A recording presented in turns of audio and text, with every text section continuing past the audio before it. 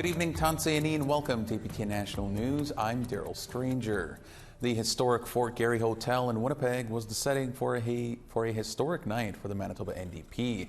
A packed ballroom of NDP faithful celebrated as the results from the 43rd provincial election rolled in, with Wab Kinew riding the wave to the premier's seat. APTN's Leanne Sanders was there and has more. My dad wasn't allowed to vote when he was a young man. Tonight, his son was elected to lead the province. The magnitude of Wab Kinew, Ojibwe born in Ontario, becoming Manitoba's first First Nation premier, was not lost on the province's new leader, addressing a jubilant crowd. You know, a lot of people in the big cities, they look down on us here in Manitoba. Flyover country, they said. Winter pay, man, it's cold out, they said. But look what little old Manitoba did tonight.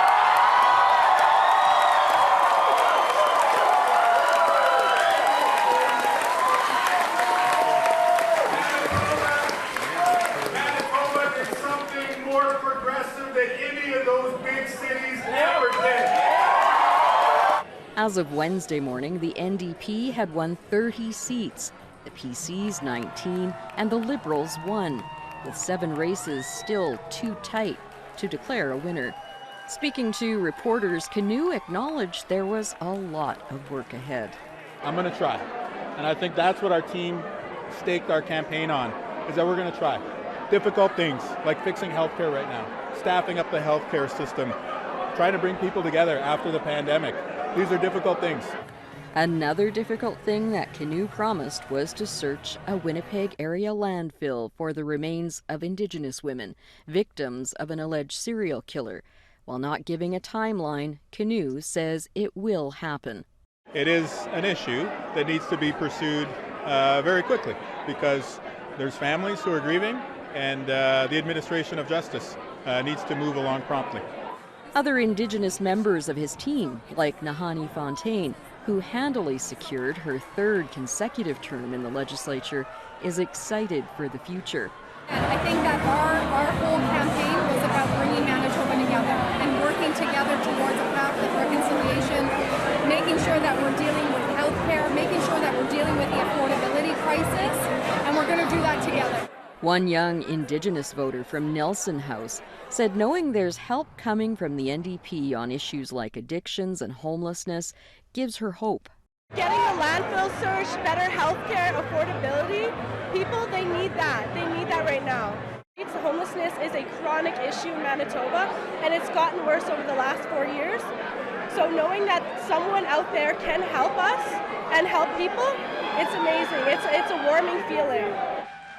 Heather Stephenson, a veteran of 7 Manitoba elections, conceded the premier seat to Kinew after a disastrous campaign against searching the landfill. She stepped down as PC party leader, but she is keeping her seat in the legislature. Mr. Kinew and I don't always agree on everything, but like me, I know that he loves this province and he loves the people of Manitoba. And I wish him all the best and will make every effort in a smooth transition in the premiership. Dougald Lamont lost his seat in St. Boniface and resigned as Liberal leader. The party held 3 seats in the legislature, but that number is now down to 1. Leanne Sanders, APTN National News, Winnipeg. Federal NDP leader Jagmeet Singh is celebrating the Manitoba NDP's success and extending his congratulations to Kinew for the historic win.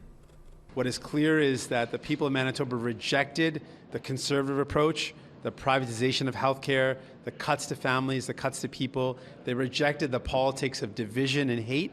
The Conservatives openly campaigned on not searching the landfill for the dead, the murdered bodies of Indigenous women. They made that a political point. They wanted to score political points off of a genocide. That was disgusting, and Manitobans rejected it. With the first Anishinaabe person elected Premier of Manitoba, celebrations reached the Atlantic region. In New Brunswick, Chief Alan Polchis Jr. of Zidunzis Zizg, also known as the St. Mary's First Nation, says he stayed up late to follow the tight race and that a First Nations provincial premier is good for reconciliation. Premier-elect Wab Kinew now has an opportunity to, of course, move Manitobans to a better path forward. But it also gives inspiration knowing that now Indigenous people that are in Canadian politics can make a difference, and they're not sitting on a backbench just being the token Indian, if you will. These are now. The federal government says it will put $740,000 towards further assessing the feasibility of searching a Winnipeg area landfill for the remains of 2 First Nations women. Crown Indigenous Relations Minister Gary Anandasangari says more research is needed to figure out how a search can be carried out based on the findings of an initial feasibility study. Manitoba's Premier-elect Wab Kinew promised his NDP government would move forward with a search of the landfill if he came into power. The federal government says it aims to work with the province on the next steps. It was early December when the Winnipeg Police Service announced there would be no search for the remains of as many as 4 women allegedly killed by an accused serial killer. The families have been given new life by Kinew's election win.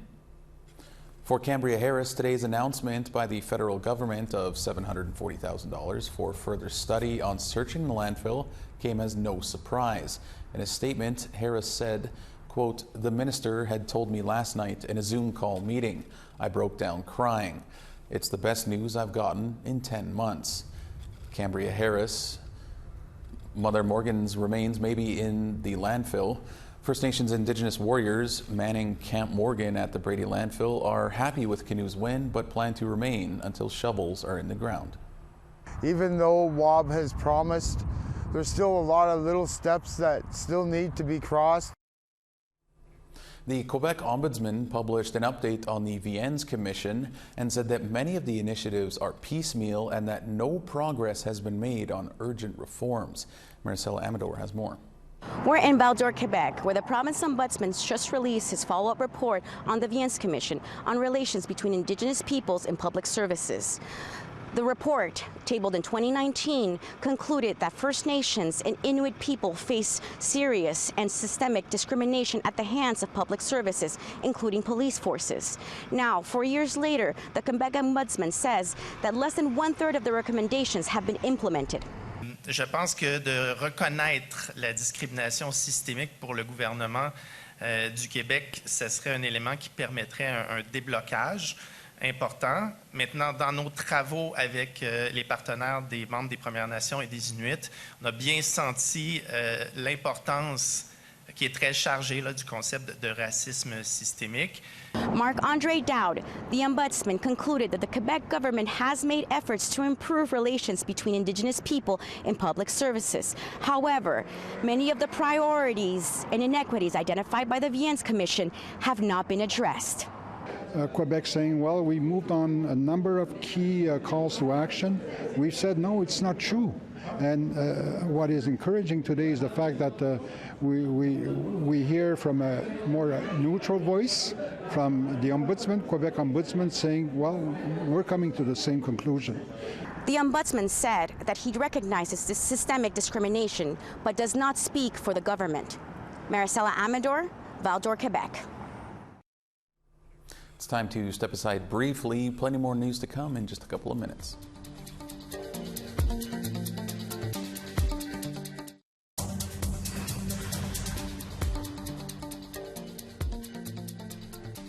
Welcome back. Wednesday was the National Day of Action for Missing and Murdered Indigenous Women and Girls, with events scheduled across the country.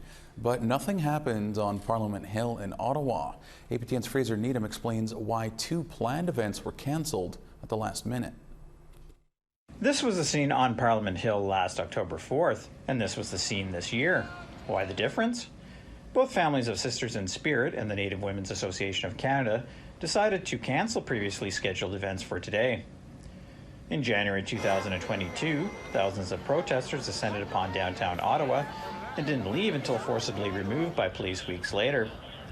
And media reports of new protests happening on Wednesday led to this year's cancellations. When an event like this happens, especially for Indigenous people, we should have the whole hill and not have any interruptions or anything like that. And this is what I wanted for us, you know, this is to honor and remember and to bring home our sisters from the landfill. You know, this is what we're fighting for: truth, accountability, and you know, bring home our sisters, and this is what we want, and we don't need no interruptions. There were MMIWG events going on all day at the Native Women's Association of Canada office just across the river in Gatineau, Quebec, but they too decided to cancel a march to Parliament Hill that had been planned for this evening. There could be maybe another group that's going to be protesting there. I'm not quite sure, but for safety reasons, because families and children and whatever, they do participate in the walk. So we decided that in the best interest of everyone's safety, to put it off. In the end, there was a small but vocal group of protesters on the Hill Wednesday afternoon. Fraser Needham, APTN National News, Ottawa. Families of missing and murdered Indigenous women and girls in the Northwest Territories are being invited to visit a new monument in honor of their loved ones. Our reporter Charlotte Moore-Jacobs takes you to the unveiling ceremony. It's a step towards commemoration for the ongoing crisis of missing and murdered Indigenous women and girls and two-spirited people. A large crowd gathers outside of the Legislative Assembly of the Northwest Territories this day of national action, October 4th, to witness the unveiling of a new monument, honoring those lives lost and the lives that continue to be lost. Berna Pokiak, an Inuvialuit artist, says she personally had loved ones in mind when creating this statue. That are so young and so beautiful and so talented, that are just gone too soon by somebody else's evil, and the justice that people have to seek and wait years and years and years to find that there's actually justice, or if there's going to be justice. She received feedback from the Native Women's Association and regional governments on the design and location. The vision was to make sure there was a fire pit for this reason, sitting by the fire with the benches. I think it's very important for families and friends who need a space for grieving. According to Pokiak, the red parka signifies northern culture, feathers manufactured into an infinity symbol for Métis, the foundation a drum for Dene, and a quidlek for the Inuvialuit and Inuit. It's been 4 years since the National MMIWG inquiry released its 231 calls for justice, and advocates say little has changed. This is not an Inuit thing. This is not a Dene thing. This is not a First Nations thing. This is not a Métis thing. This is a Canada issue. On the minds of many here, missing Inuvialuit and Gwich'in man Frank Rubin, who disappeared in Fort Smith in May. No word of word was to me. Nothing. Pokiak says she hopes monuments like this will remind governments of changes still needed when families report missing loved ones. With the current situation of the struggles to find people who are still missing, it's even more important to have outside of the building that can help make some policy changes. Charlotte Moore-Jacobs, APTN National News, Yellowknife. Supporters and families gathered in Whitehorse today to honor the National Day of Action for murdered and missing Indigenous women and girls. Around 100 people walked from the Whitehorse RCMP detachment to a MMIWG2S Plus monument in the Rotary Peace Park. Flowers were handed out to symbolize the 44 missing and murdered women and girls in the territory.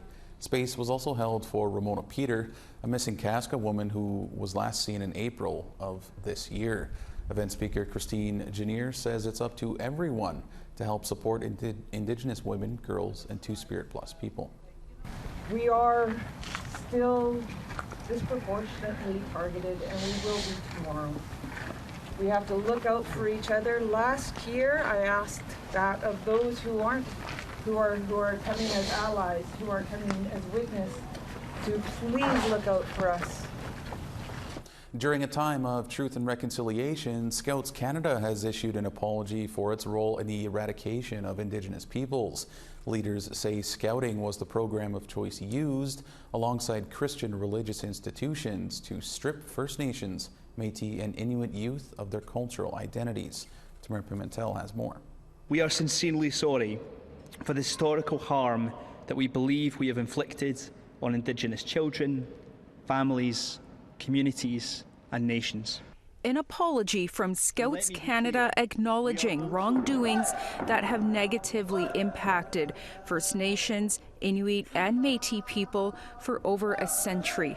Executive Commissioner Liam Burns says Scouting was prominent in Canada's residential and day school system. It was the program of choice used alongside the church to strip Indigenous youth of their identities. It took things like land stewardship and skills and beliefs and tried to claim it as our own rather than something that their peoples have looked after for time immemorial. Damon Johnson of the Aboriginal Council in Winnipeg listened to the apology. He had a positive experience as a youth in Scouts, but he says now children involved will be educated about the program's origin. It's a good step forward and we welcome it. We're in a time of truth and reconciliation. We have the United Nations Declaration on the Rights of Indigenous People. Burns says the values of Scouts Canada are based on kindness and respect. He says the organization hopes to make some changes, including programming that is centered in Indigenous land-based knowledge. We hope to co-design ways of making Scouting a safe place for young people from Indigenous backgrounds if they want to be part of it, but also making sure that for all young people our history is accurate, that we don't appropriate language and symbolism that isn't ours, and that we are seen as a friend and an ally to Indigenous peoples going forward. As part of its apology, Scouts Canada is holding 4 in-person gatherings this month, with other events planned for Halifax, Vancouver Island and Ottawa. Tamara Pimentel, APTN National News, Winnipeg. One final break is upon us. Highlights from the season kickoff of In Focus are coming up.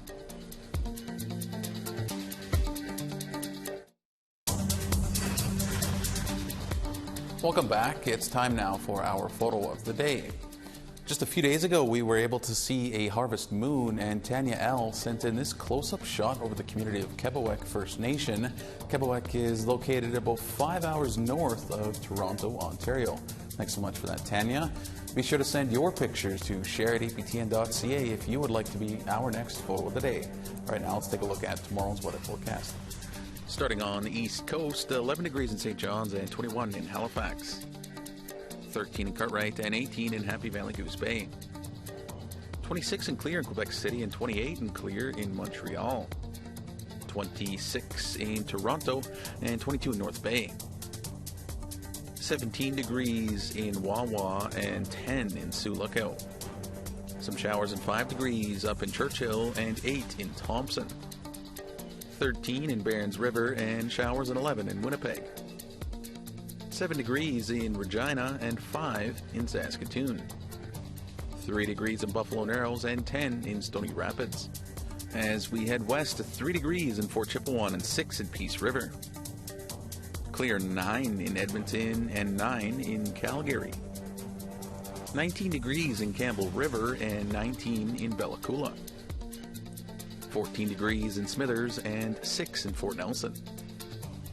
2 degrees in Beaver Creek and -3 in Old Crow. 2 in clear Norman Wells and 3 in Yellowknife. -2 in Inuvik and -4 in Fort McPherson. 1 degree in Baker Lake and -1 in Cambridge Bay. 1 degree in Arctic Bay and 0 in Clyde River. An art installation reflecting the experiences of Indigenous children who attended residential schools has just been unveiled at Vancouver Community College. APTN's Tina House has this story. 3, 2, 1. After a year in development, this art installation called Truth, created by Haida artist Tamara Bell, was unveiled to the public. It is actual books, and the ties are not even ambiguous. It's books, and they're wooden, and then there's, on the face of it, is testimonies, stories about colonization, important facts and information about people like Johnny MacDonald. Bell says the process to create such a moving piece was a challenge for her personally. For me, the hardest part was reading the Truth and Reconciliation Commission report, because I really got a sense of exactly what had happened in residential school and sort of a summary of it. And it took a year to kind of build this, and I was in and out of reading it. And then there was one incident that I read, and I was so haunted. It took me 3 weeks of just processing what I had read, and it was so difficult. And that was just me reading it. It wasn't even me living it. Vancouver Community College is the first institution in Canada to commission an art piece dedicated to the Truth and Reconciliation Commission. And for A.J. Patel, president, he says it's an honor to have this memorial to educate others. It's quite an emotional art installation. At VCC, we are committed to truth and reconciliation, and this art installation will really allow us to advance that commitment. The commitment to decolonize our ways of thinking within the classroom, outside of the classroom, the physical spaces we have. I'm getting goosebumps. And the impact on those just seeing it for the first time is evident on their faces. I think that we're now broaching the period of time where people are aware of residential school. The shock of like the 215 is, and what happened was so, it landed us on us so hard that, you know, the conversations are now being had. Tamara's own mother attended residential school, and she is featured on one of the stacks of books reflecting her experience. Tina House, APTN National News, Vancouver. The start of APTN's current affairs shows continues, and today was the season premiere of In Focus. We put the National Day of Truth and Reconciliation in the spotlight. The third annual event was held over the weekend in Ottawa, with many walks and ceremonies happening across the country. Here are some highlights of what was said and what needs to still be done. So what I want to see is the churches being accountable, the federal government holding the churches accountable, the federal government putting First Nations, Inuit, and Métis people first and foremost, and the voices of the survivors must be the lead. They must be the lead on everything and anything that is relating to truth and reconciliation. Really feel blessed, not only because of all the work that we do with survivors and their families and communities, that people are finally listening and paying attention. And on the National Day for Truth and Reconciliation, that is of the utmost importance, not only for survivors or families, but for Canadians to heal as a whole. Real spike in needs for communities. They're dealing with grief, they're dealing with loss, they're dealing with the opioid crisis, and this 215 issue and the missing children is just tugging away at all our hearts. And finding the resources to adequately address that is very hard to do on a funding, parameter that only goes year to year. We need long-term sustainable funding. That's all we have for you this evening on APTN National News. Thank you so much for joining us. Miigwech, and have a great night.